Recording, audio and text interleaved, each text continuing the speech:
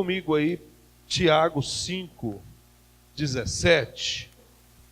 Esse versículo aqui nós vamos ter por base só, mas nós não vamos falar ou ficar nele, porque nós vamos falar sobre outro texto, mas é só para que a gente possa, então, ir para o texto onde nós vamos decorrer na noite de hoje. Tiago, capítulo 5, verso 17, Elias era homem semelhante a nós, sujeito aos mesmos sentimentos, e orou com instância para que não chovesse sobre a terra, e por 3 anos e 6 meses não choveu. Pode sentar, obrigado. Agora vai comigo em 1 Reis, você já sabe, né? Capítulo 17, onde nós vamos falar nessa noite sobre os recursos de Deus. Né? Nós, se ficarmos aqui falando sobre os recursos de Deus, então nós vamos passar um bom tempo estudando, falando, porque são inúmeros, né? É imensurável. Porque Deus não é limitado como o homem. Os céus não é limitado como a terra é limitada. Então, se nós falarmos de recursos divinos, de recursos celestiais, então nós estamos falando de uma coisa que é imensurável, né? É sem medida. É aquilo que Paulo disse, se nós pudéssemos medir, né, a largura, a altura, a profundidade, né, a extensão, então nós chegaríamos a uma conclusão, mas é imensurável. Deus é imensurável, as coisas de Deus são imensuráveis, né? Então, por isso que por mais que a gente tente compreender, tente estudar, né, e quanto mais você aprende, estuda, quanto mais você se mergulha nas coisas de Deus, mais você vê que você não sabe nada. Essa é a verdade. Conheço pastores jubilados que chegam no seu jubileu e eles chegam numa conclusão: depois de tantos anos, eles não sabem nada acerca de Deus. Essa é a verdade. Por quê? Porque Deus é uma fonte inesgotável, uma fonte de recursos, de tantas coisas. Então, falar sobre recursos de Deus, é claro, é muito fácil. É falar de coisas que nós vivemos no nosso dia a dia. Então, eu escolhi essa passagem aqui, não por acaso, para nós falarmos sobre isso. E eu quero fazer, assim, é claro, uma comparação dos recursos de Deus, que são infindáveis, com os recursos humanos, que são. Se nós, então, formos falarmos sobre os recursos dos homens, os recursos da terra, então nós vamos, sim, falar pouco, porque não tem muito o que falar, né? Aí dá para medir-se, né? Aí dá para nós termos um pouco, assim, da visão, da extensão, da profundidade, da altura, da largura, e não é muita coisa, né? Porque a gente percebe que os recursos humanos, os recursos desse mundo, dessa terra, eles, na verdade, são muito pequenos, são poucos e muitas vezes são quase que não cobrem as nossas necessidades, né? Não estão à altura da necessidade dos homens. Por isso que nós precisamos dos recursos de Deus. Porque quando os recursos da terra faltam, nós temos os recursos de Deus. Nós temos os recursos dos céus.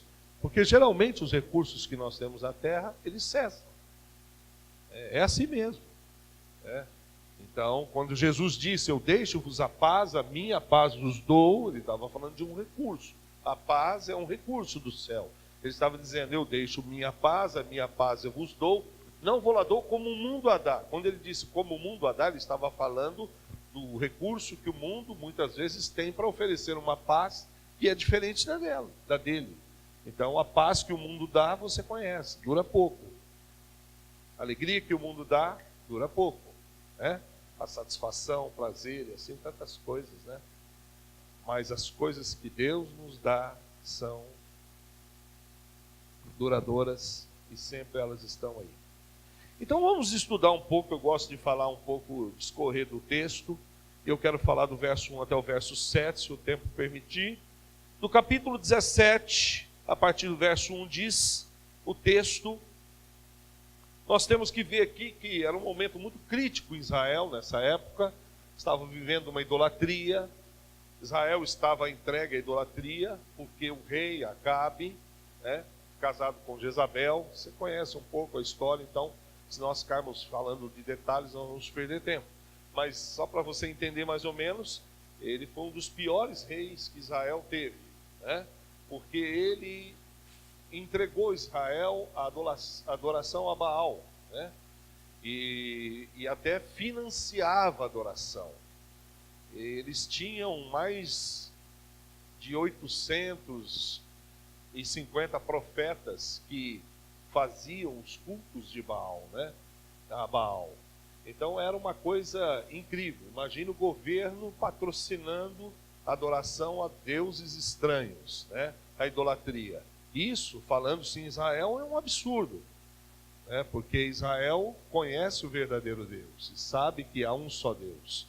Então esse rei perverso, ele começou então a trazer os balaíns para dentro de Israel, e a idolatria a Baal, e ali a idolatria começou a crescer, e aí Deus já estava insatisfeito.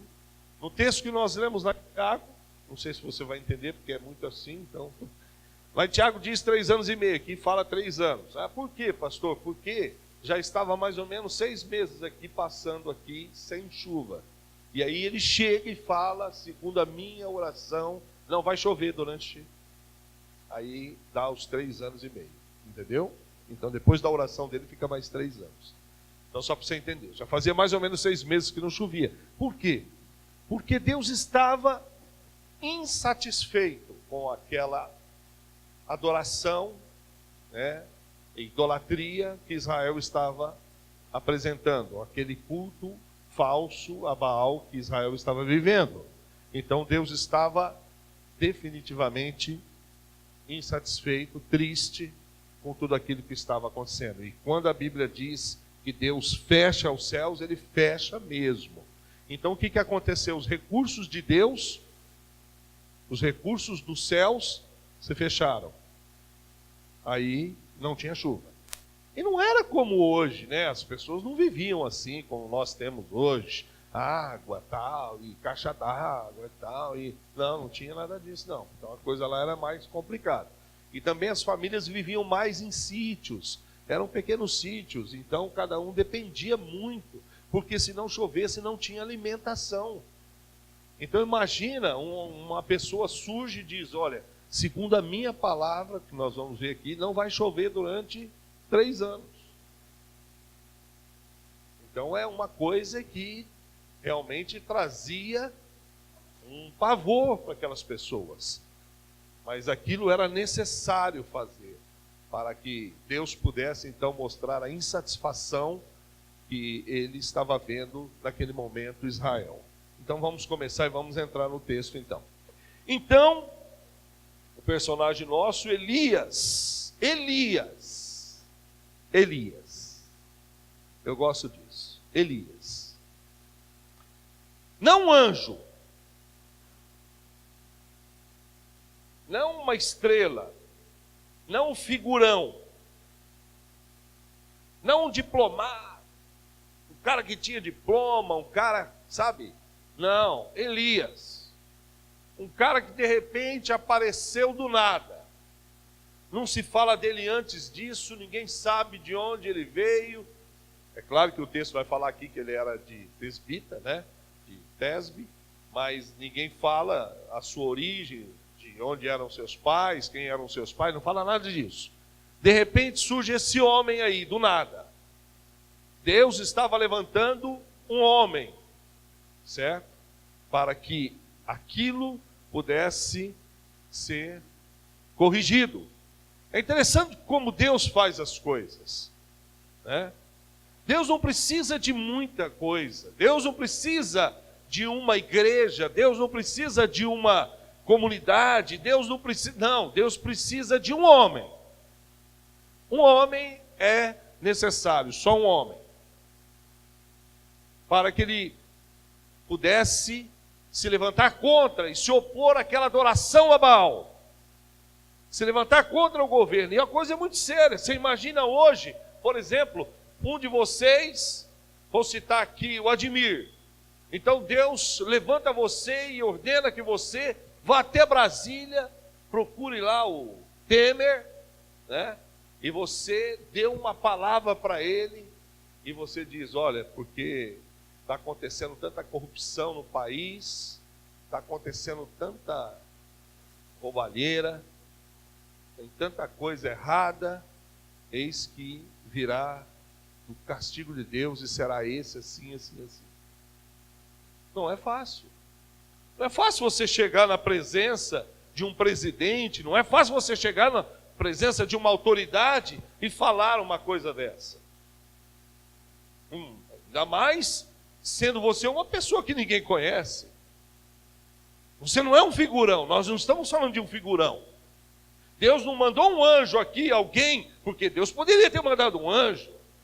E todas as vezes que a Bíblia descreve a vinda de um anjo, descreve o anjo como um ser maravilhoso. As pessoas ficam todas atônitas, uns caem no chão, né, de tanta beleza, de tanta glória que eles emanam de si. Então é uma coisa esplendorosa. Não, Deus não mandou um anjo. Deus não mandou uma nação ir lá e falar.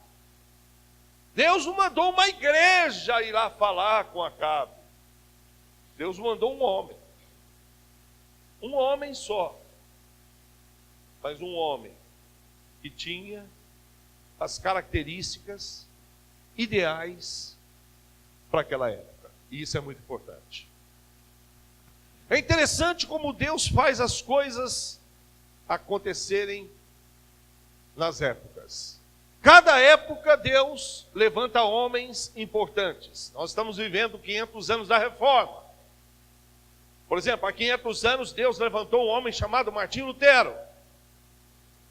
Um homem que ninguém dava nada, ninguém conhecia, de repente ele surge lá, um monge católico, e ele se levanta contra tudo aquilo que o catolicismo estava vivenciando, e ele então rompe com o catolicismo, coloca as 95 teses dele, e ele começa então uma revolução, uma coisa que até hoje, um homem, Deus levantou contra todo o Império Romano, e hoje nós somos protestantes por causa de Lutero.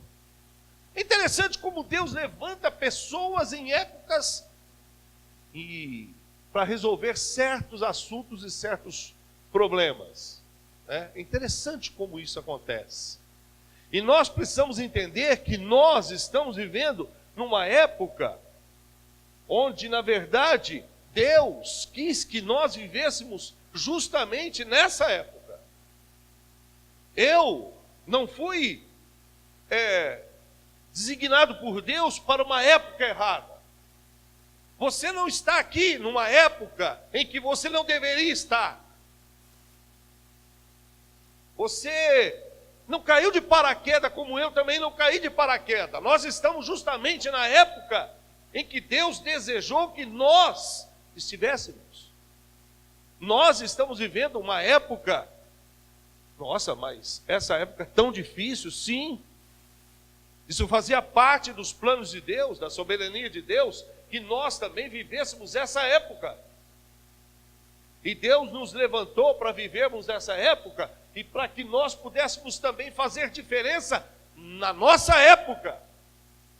Porque nós devemos ser bênçãos na nossa geração em que nós vivemos.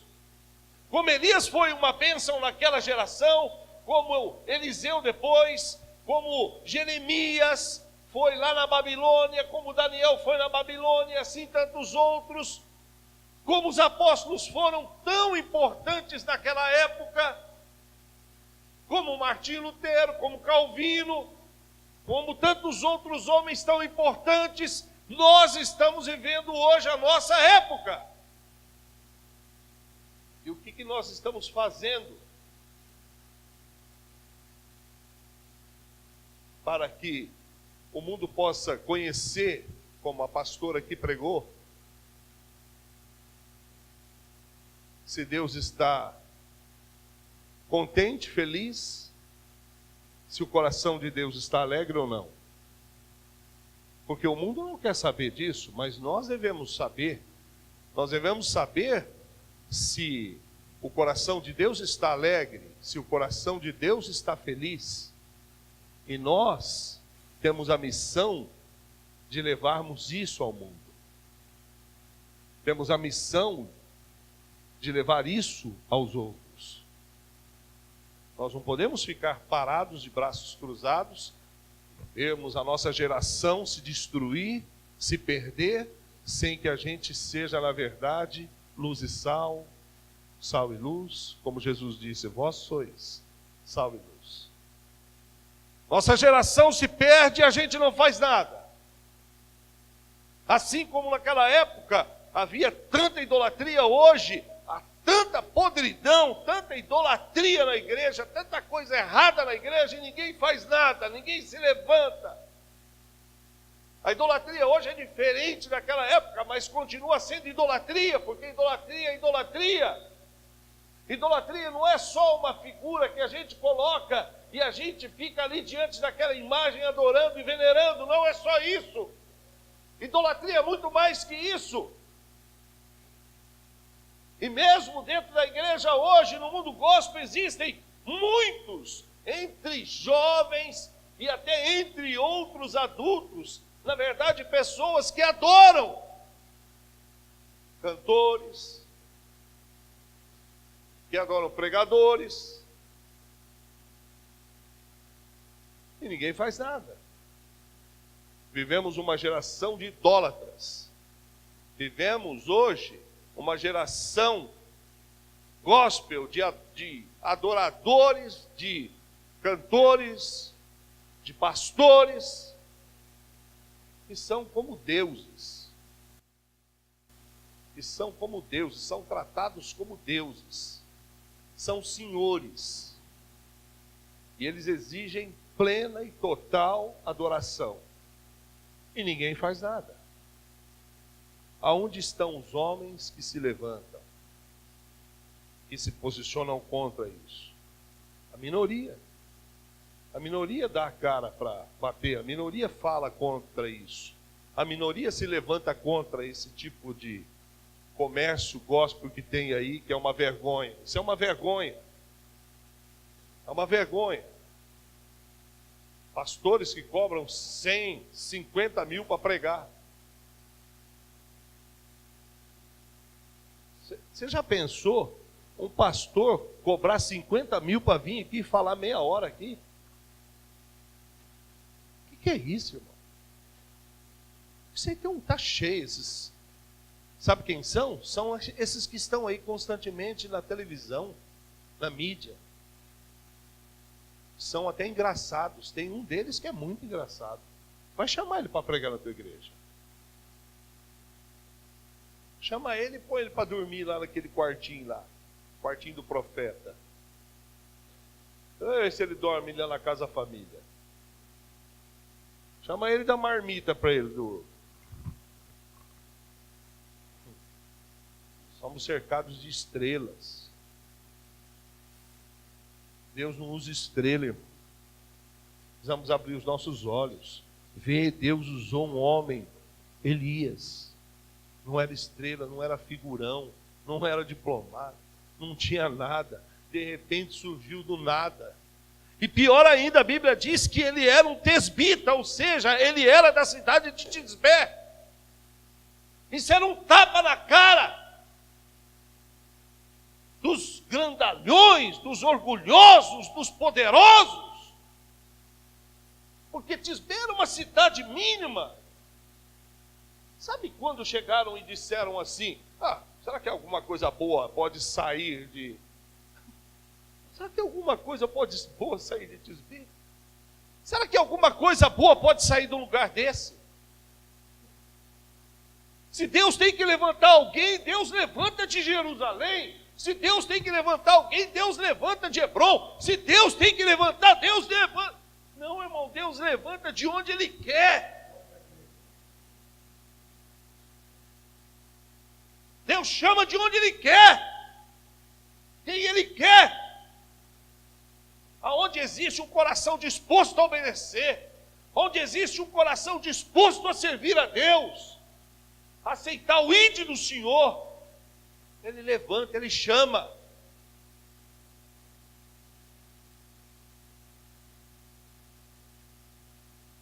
Então isso era um tapa na cara daquela sociedade.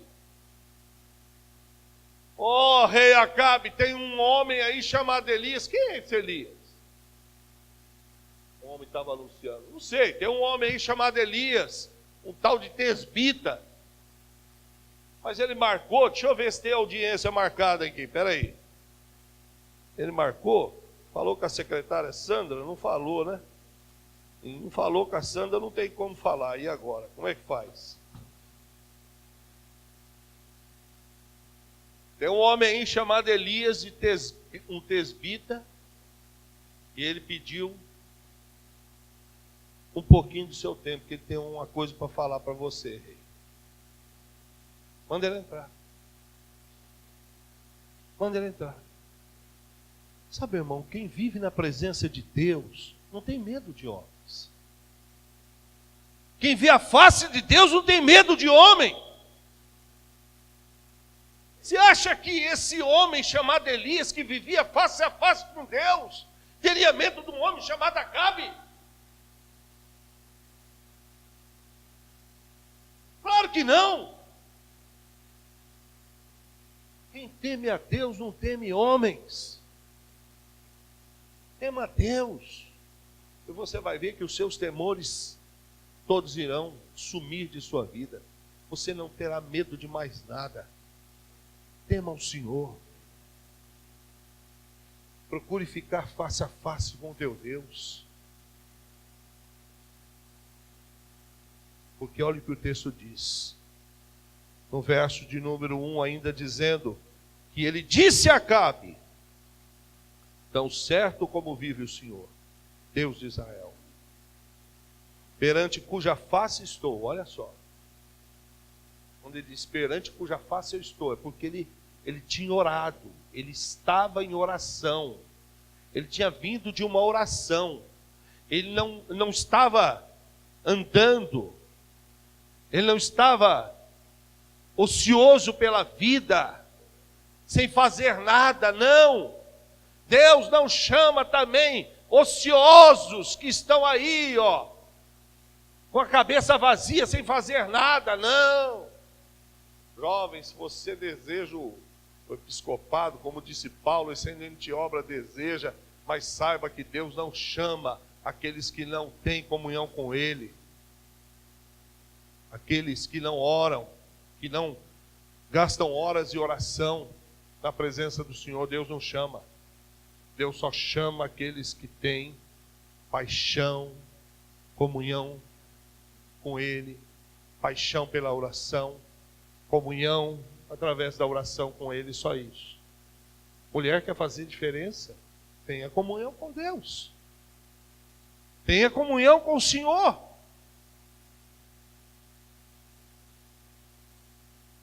Disse, cuja face eu estou.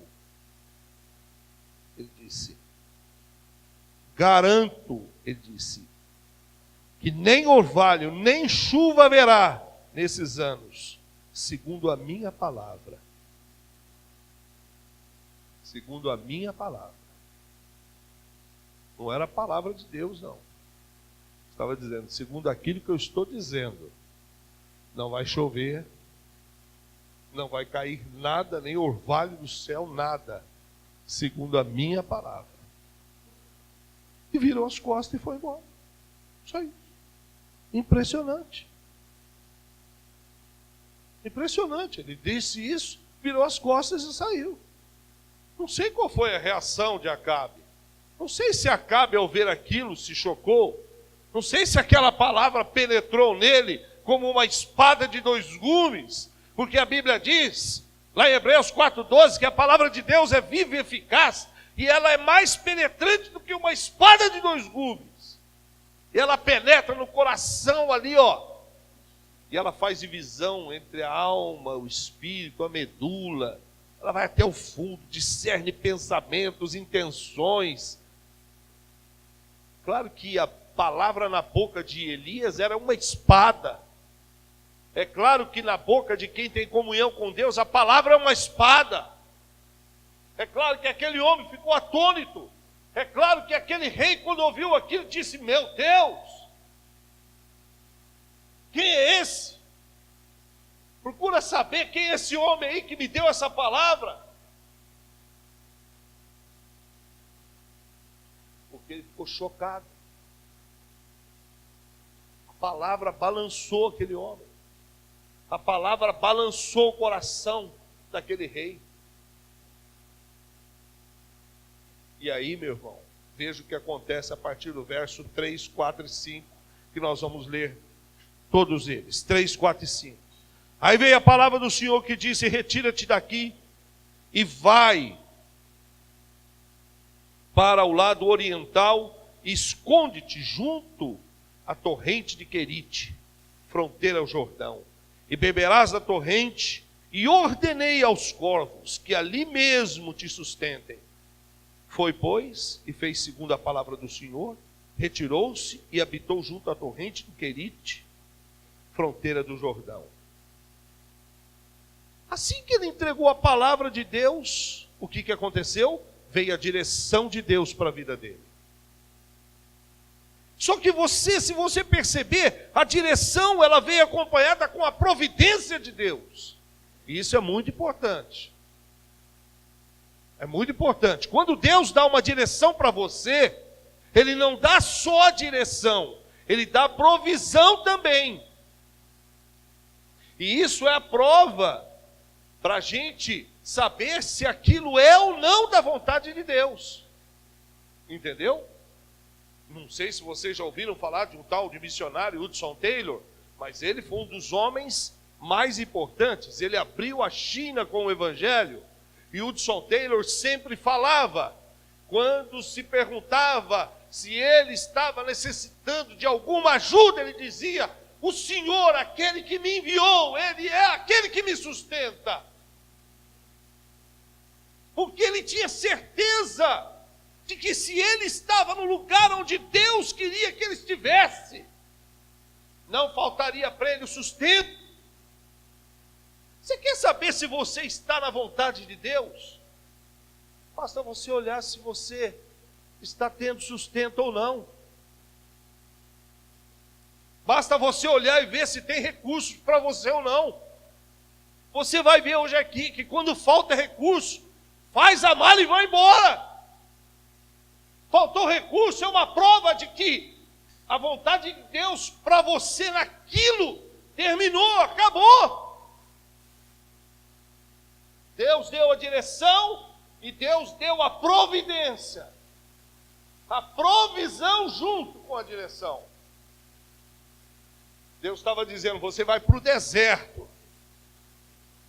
E você sabe o que é deserto no hebraico? Casa de Satanás. Você vai para o deserto, você vai para a casa de Satanás. Mas não tenha medo não, porque essa é a minha vontade. Você vai ser sustentado, porque eu vou sustentar você lá. Não sei se alguns de vocês já viram, eu não sou muito bom para contar piadas, né? Não é piada, isso não é piada. Mas eu não sou muito bom para contar esse tipo de coisa, né? Mas estava tendo um programa de rádio evangélico, e de repente um irmão estava passando necessidade. Isso é verdade, eles fizeram até agora um pequeno trailer disso, mas aconteceu de verdade isso. E esse irmão passando por necessidade, ele estava em dificuldade, e o pastor falando ali na rádio: olha, Deus é provedor, Deus supre as necessidades. E aquele irmão naquela dificuldade, ouvindo: amém, eu acredito, eu creio. E o pastor: liga aqui, coloca teu nome aqui, Deus vai suprir tuas necessidades. O nosso Deus é bom, Ele é provedor. E aquele irmão ficou empolgado e pegou e ligou ao vivo lá e disse: pastor, olha, eu estou ouvindo aí E eu queria dizer que eu estou numa dificuldade difícil, pastor. Estou desempregado, minha casa está faltando as coisas, eu estou realmente assim, numa situação precária. Está difícil para mim aqui, pastor. E estava ouvindo os ouvintes e estava ouvindo um pai de santo. O pai de santo estava ouvindo aquilo e ouvindo aquela conversa, e o pai de santo aí, ó, servindo a Deus passando fome. É um trouxa mesmo, servindo a Deus passando fome. E Deus bom que é esse que eles dizem que tem, ó, passando fome. E ninguém tocava, ninguém falava que ia dar alguma coisa. Aquele homem levantou e disse: eu vou lá, eu vou comprar uns negócios para ele, vou pegar o endereço dele, vou lá, vou entregar para ele. Só que eu vou falar para ele que quem deu aquilo foi o diabo. Chegar para ele e vou dizer: ó, vou dizer uma coisa para você. Quem mandou vir aqui, mandou te dar essas coisas foi o diabo. Tudo bem. Foi no mercado, fez uma compra, comprou algumas coisas, passou, comprou outras coisas, procurou a rádio, pegou o endereço daquele irmãozinho, foi lá na casa do irmão. Chegou lá na casa do irmão, apertou a campainha, o irmão desceu lá. Ô, você que é o fulano de tal? Sou eu sim. Então, eu estava ouvindo o rádio lá e você está passando necessidade. Realmente estou passando mesmo, estou numa dificuldade muito grande. Ele falou: então eu resolvi trazer uns negócios aqui, só que eu tenho algo para te dizer. Quem comprou tudo isso foi o diabo. Porque eu sou filho do capeta. E quem comprou tudo isso aqui foi o diabo. Aquele irmão olhou para ele e falou: não importa. Quando o Jeová manda, até o diabo obedece. Até o diabo obedece. Não importa quem dá. Não importa quem manda. Não importa de onde vem. Essa é uma verdade mesmo. E esse texto aqui é claro. Esse texto vem de encontro com isso. Porque Deus estava, na verdade, dando uma direção. Junto com a direção, Deus estava dando a ele a provisão. Só que Deus disse: olha, todos os dias um corvo vai levar para você o quê? Espera aí, o quê? Um judeu? Corvo? Espera aí. Se conhece a lei, o corvo é animal imundo. Judeu não quer nem saber de corvo. Você está entendendo? Presta atenção. Deus faz umas coisas malucas. Coisa incrível. Deus disse: eu ordenei a um corvo e ele vai todos os dias trazer para você. Você vai beber do rio, desse riacho, e o corvo vai te alimentar, não vai te faltar nada. Irmão, não estranhe não, quando as respostas da sua oração vierem um pouco estranhas. Viu? Não fique assustado não, se de repente aconteceu uma coisa e você fala: meu Deus, o que é isso? Será que isso é de Deus? Você não orou? Às vezes nós somos como a igreja de Jerusalém. A igreja de Jerusalém estava orando por Pedro, que estava na prisão. De repente Pedro é solto, e ele vai até a casa lá da Maria de João Marcos, chega lá, bate na porta do portão querendo entrar, porque estava com medo dos soldados vindo atrás dele, para ele poder entrar. Lá vai uma jovenzinha, abre o portão, olha, corre lá, eu acho que é o fantasma de Pedro que está lá fora. Ninguém acreditou na oração, na resposta. Como que a igreja ora para Deus libertar Pedro? Pedro chega lá no portão, bate no portão e a igreja fica com medo e fala: não vou abrir não. Porque não pode ser, Pedro está preso. Irmão, acredite nas suas orações. Os discípulos estavam no barco, todos tremendo, com medo. Senhor, Senhor, Senhor. De repente Jesus aparece andando: é um fantasma. É um fantasma. Às vezes Deus vem até nós em formas. Às vezes Deus manda corpos. Às vezes Deus manda outros, como esse rapaz aí que foi lá, né? E que levou o alimento para esse rapaz que estava em dificuldade. Não interessa. O importante é que Deus está agindo. O importante é que Deus é fiel. O importante é que Deus está mantendo a palavra que Ele disse que iria te sustentar, que iria garantir você, que não iria faltar nada a você, se você estivesse na vontade dEle. Se você estivesse na vontade dEle. Veja o quanto é importante estar na vontade de Deus. Às vezes estar na vontade de Deus, Marcel, é mais importante do que ter sucesso.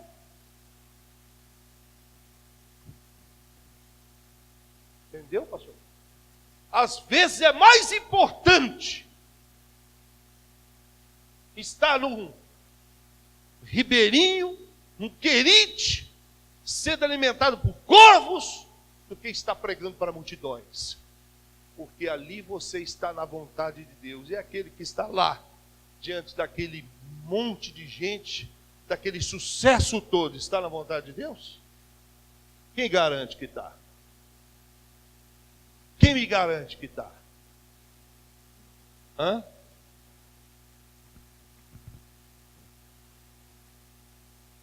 A gente tem um jeito meio estranho de julgar. Nós julgamos errado. O céu que julga certo. O último é o primeiro. O humilde é exaltado. É diferente. É mais ele que está certo. Nós é que estamos errados. A gente acha que o bonitão, não. Jesus disse, o maior aqui é aquele que serve. A gente chega no lugar, olha, vê aquele cara bem vestido, nossa, aquele é o poderoso. Chega aquele rapazinho de chinelinho, ninguém dá nada para ele. Jesus disse, o maior foi João Batista. Ninguém foi como ele.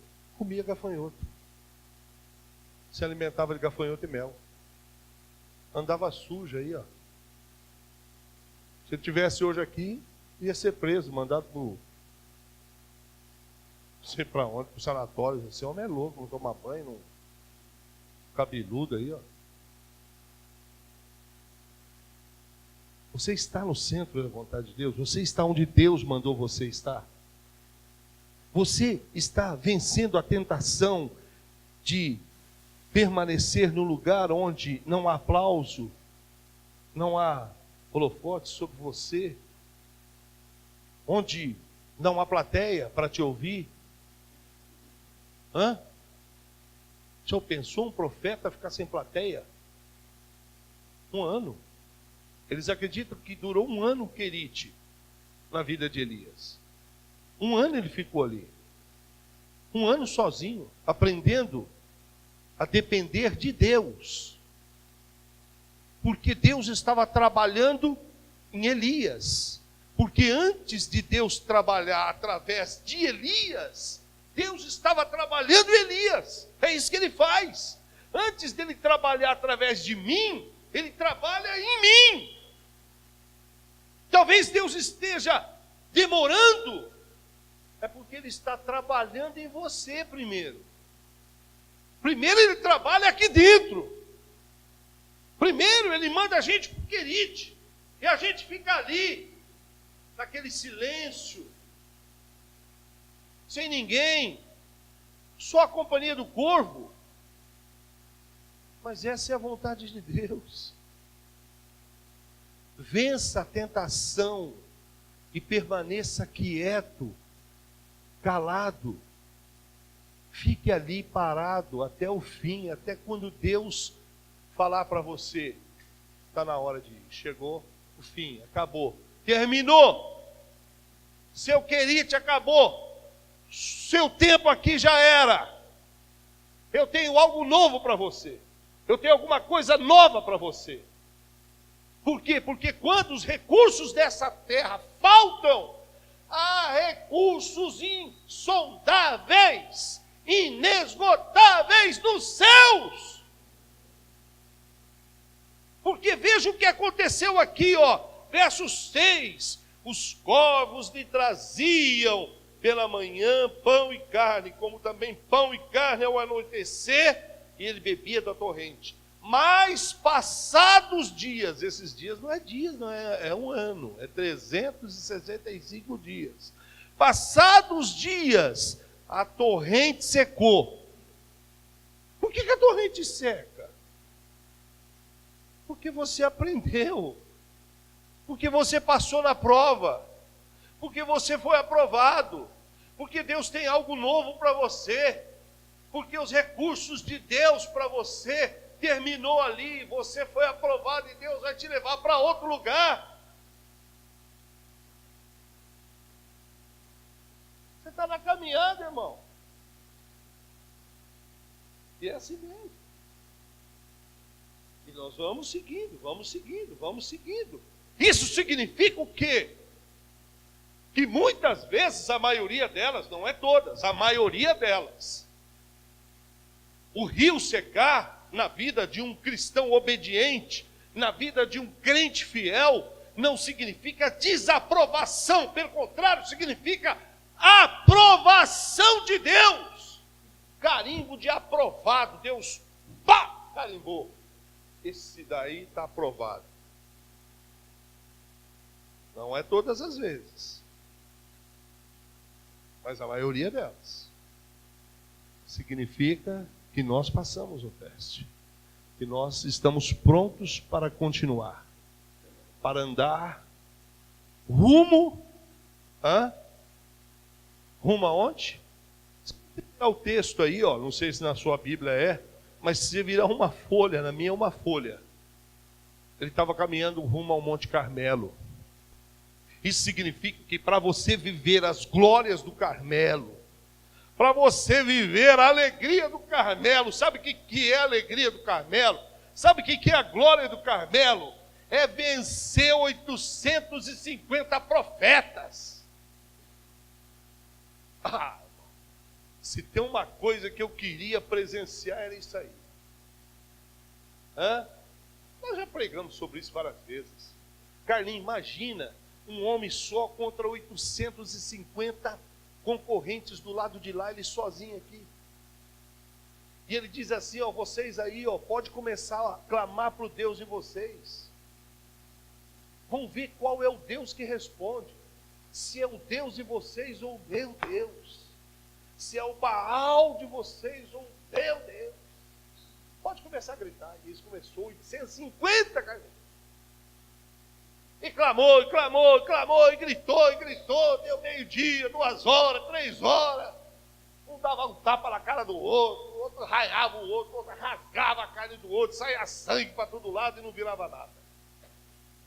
E virou até comédia, porque Elias falava assim, chama mais alto, quem sabe ele está viajando. Grita mais alto, quem sabe ele dormiu. Depois que eles não conseguiram nada, cara, Elias falou, bom, eu posso agora? Posso? Chegou a minha vez, eu posso? Pode. Então faz favor, faz um buraco aqui, em volta da lenha. Faz um buraco aí, manda os homens fazer um buraco, faz um círculo em volta dessa lenha. Fez, enche de água agora. Encheu. Não, eu quero mais, enche mais. Não, enche de novo. Enche de água até transbordar. E ele então viveu a alegria do Monte Carmelo, a glória do Monte Carmelo. Quando ele diz, Senhor, mostra que o Senhor é o único Deus. E o fogo desceu do céu, queimou tudo aquilo, lambeu a água e todos foram mortos, aqueles 850 estavam do outro lado. Sabe, meu irmão, você quer ter glória no Carmelo? Você quer ter vitória no Carmelo? Mas você não quer ficar no teu querite. É engraçado isso, né? É engraçado isso. A gente quer subir o nosso Carmelo e ter as nossas vitórias e ser aclamado, levantado, o grande profeta, o homem de Deus. Poxa, Elias, Jesus disse: a quem comparareis o Filho do Homem? A Elias? Elias foi um homem extraordinário. O próprio Jesus disse: vocês comparam eu com Elias? Porque ele foi um grande homem. 2 homens não provaram a morte, vocês sabem, né? Enoque e Elias foram matados. A Bíblia diz que Enoque, Deus gostava tanto dele, que um dia ele estava andando aí. Bem, eu vou ali no atacadão e já volto. Nunca mais voltou. Até hoje a mulher dele esperando Enoque. Nunca mais. Faz 6.000 anos. Nunca mais voltou. Enoque foi embora. E a Bíblia diz que um dia Elias estava lá, passeando com o discípulo dele. Qualquer hora você vai ver eu vou ser levado embora. Eu dizia: mas como será isso aí, meu Deus do céu? E os outros vendo de longe no binóculo, que não chegava nem perto, né? Aquele monte de discípulo olhando de longe. Fica aí, qualquer coisa você vai ver rapidinho. E a Bíblia, irmão, coisa maravilhosa, diz que um carro de fogo desceu do céu. Isso aí deve ser lindo. Deve ser lindo, né? Um carro de fogo veio, carruagem de fogo do céu, pegou Elias e levou embora. Pelo amor de Deus. Isso aí deve ser uma coisa impressionante. Deve ser maravilhoso. Voltando para o texto, que eu já pulei do texto, o grande problema é isso, né? É você sair do texto, se perder no texto e nunca mais voltar no texto. É o sermão dos 3 pontos. Você está no texto, sai do texto e nunca mais volta no texto. Oh, meu Deus, aí é terrível, né? Mas voltando no texto, eu quero dizer uma coisa para você. A gente precisa encerrar, porque eu tinha mais coisas para falar, a lista é grande, mas não dá. Então, para encerrar, irmãos, a gente precisa entender o seguinte. Eu não sei se o teu querite está quase já no fim e os seus recursos estão acabando. Os nossos recursos acabam os recursos financeiros, acabam os recursos do casamento, acabam os recursos da saúde, acaba tudo. O recurso humano acaba. Vou dizer uma coisa para você: não se desespere, porque se você for fiel e servo de Deus, e se você anda com o Senhor em obediência, Ele tem recursos novos para você. Os recursos da terra podem te faltar, mas os recursos dos céus jamais acabarão. E Deus tem recursos novos para você.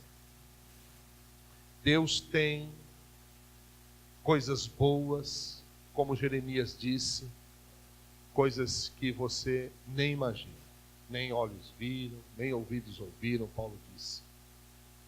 Jeremias disse: clama a mim, responder-te-ei e anunciar-te-ei coisas grandes e ocultas que vocês não sabem. Se os seus recursos findaram, não se desespere, não é o teu fim. Se alguns já estão sem a visita dos seus corvos, Deus tem uma viúva preparada para você. Que é isso, pastor? Espera aí, irmão, é o texto. Que é isso, pastor? Deus tem uma viúva preparada para mim. Que negócio é esse? É que quando acabou o riacho, Deus falou: Elias, levanta, vai para Sarepta, porque lá eu ordenei a uma viúva que te sustente. Coisa maluca. Viúva não tem recurso. A mulher só tinha um bocadinho de nada. E Deus falou: vai lá e ela vai te sustentar. Coisa incrível. E nunca faltou nada para ele. E os recursos de Deus são assim. E os recursos dos céus são assim. Quem crê, diga amém.